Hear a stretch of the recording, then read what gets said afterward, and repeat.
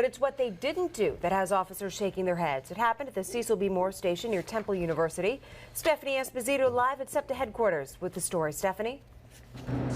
Well, what would you guys do if you saw a cop getting beat up? I asked that question to lots of people on the street today. Most of them said that they would pick up their phone and call 911. I couldn't get anyone to admit to me that they would take out their phone to record the fight, but SEPTA police tell me that that is exactly what happened, not once, but twice last week.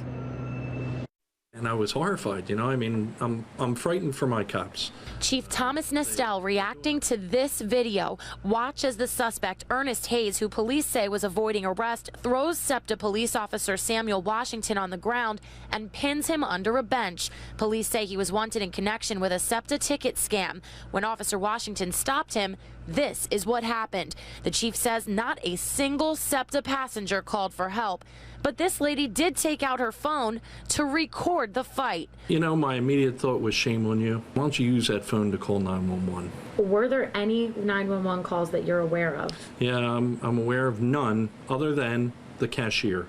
The cashier called for help but didn't see the incident until the officer was on the ground kicking the glass. Passengers at the Cecil B. Moore Station in North Philly were surprised to hear that no one had stepped in. I wouldn't have jumped in, but I would have called the police. I'm shocked.